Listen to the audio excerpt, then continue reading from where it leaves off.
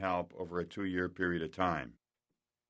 As co-author of the book Management Revised, I am especially grateful to David Smith for his excellent work as a bridger of this audio version. In addition, I would like to thank Jacqueline Murphy, executive editor of Harper Audio, Karen Radner, editorial coordinator of Harper Audio, and Michael Conroy, executive producer of Harper Audio, for helping me to fulfill my responsibility for the abridged audio edition during the summer of 2008.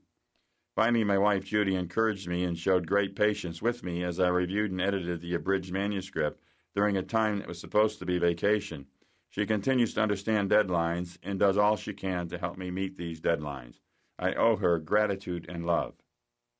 Joseph A. Massarello, September 2008. Preface. What will future historians consider the most important event of the 20th century? The 2 world wars? The atomic bomb? The rise of Japan to be the first non-Western great economic power? The information revolution? The demographic revolutions that occurred in the 20th century. Revolutions which have profoundly changed the world's human landscape and which have no precedents. And I mean not only the quantitative change, the explosive growth of population in the 20th century, and the equally explosive extension of lifespans resulting in an aging population in all developed and in most emerging countries. Equally important, indeed perhaps more important, was the qualitative change. The unprecedented transformation of the workforce in all developed countries, from one largely doing unskilled manual work to one doing knowledge work.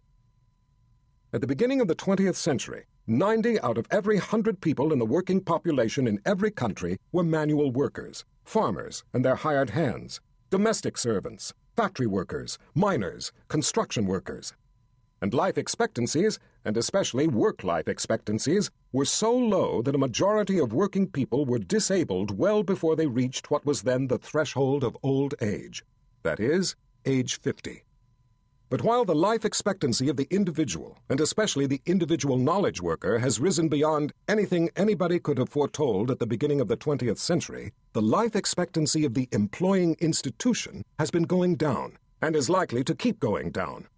Or rather, the number of years has been shrinking during which an employing institution, and especially a business enterprise, can expect to stay successful. This period was never very large. Historically, very few businesses were successful for as long as 30 years in a row. To be sure, not all businesses cease to exist when they cease to do well. But the ones that survived beyond 30 years usually entered into a long period of stagnation, and only rarely did they turn around again and once more become successful growth businesses.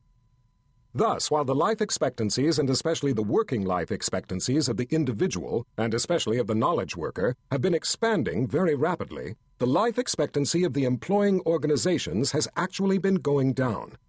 And in a period of very rapid technological change, of increasing competition because of globalization, of tremendous innovation, the successful life expectancies of employing institutions are almost certain to continue to go down.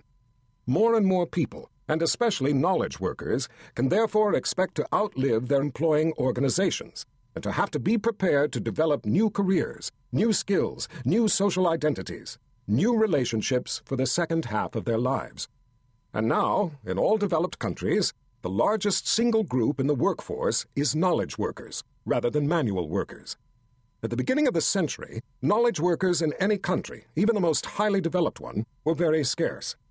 I doubt that there was any country in which they exceeded 2 or 3% of the working population.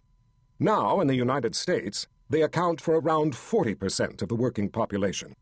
By the year 2020, they will account for about the same proportion in Japan as well as in Western Europe.